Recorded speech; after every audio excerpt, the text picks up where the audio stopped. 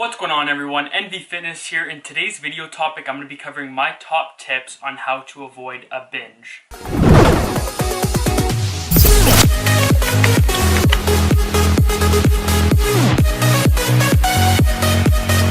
of you may already know, binging has been a huge problem for me over the past few years and is still something that I'm dealing with to this day. But with these tips that I'm about to give you guys, this is what has helped me cope most with this problem. And if you guys are going through the same problem as me, after watching this video, maybe you can gain a tip or two, and this can help you avoid and stop the binge at all costs. So going right now into tip number 1, this one would be to try fasting. Now fasting, there's different types of fasting strategies that you can follow, but the one that I follow and the one that I'd recommend is something called intermittent fasting. Intermittent fasting is essentially just a dieting strategy where you would fast for a certain time period, followed by eating your meals within a certain time period. What I follow right now is a 16-hour fasting window followed by an 8-hour eating window, where I eat all my meals within that 8-hour time period. This one helps most for people who especially get those late night cravings, because what you're going to be doing is eating all your meals closer to when you go to bed. So give this one a go, and hopefully this one will help you. Tip number 2 would be to eat more whole foods opposed to drinking more liquids. And what I mean by that, especially with protein, because protein is the most satiating macronutrient, you want to be getting your protein sources from chicken, pork, beans, whatever protein source that you get your protein intake from, opposed to your whey protein powders. Now, reason why is because your protein powders and your liquids are going to be absorbed and secreted much quicker into the body than if you were to have a whole food. The whole food obviously takes longer to break down, and this will help keep you fuller. Tip number 3 now would be to drink more water. Monitor your water intake and just ensure that you are drinking enough water, because oftentimes people think they're drinking a lot of water, but sometimes they're not really drinking much water and they're dehydrated. And again, that whole hunger signal to your brain could actually just mean that you're thirsty, not that you're hungry. So just drink more water.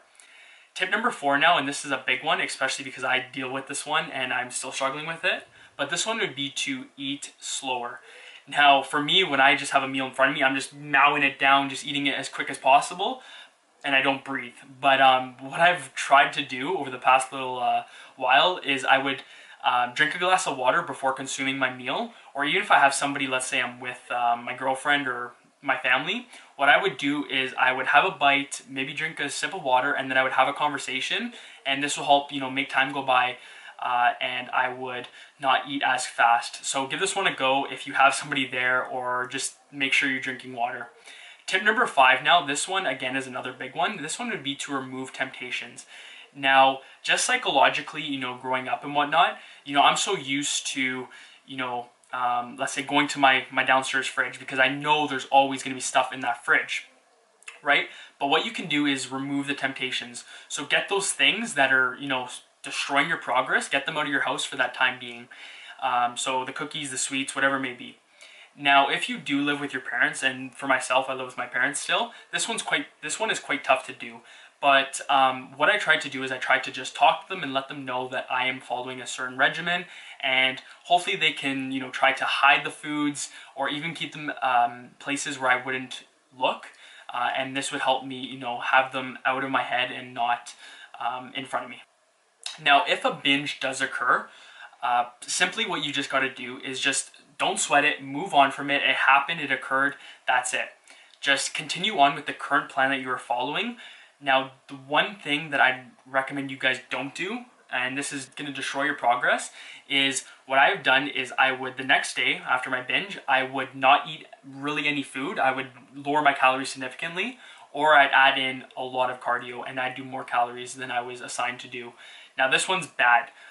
You don't want to do this. Just get back on your plan and just continue going where you left off. There you have it. Those are a few tips that I'd recommend to give a go, especially if you're dealing with this binge problem.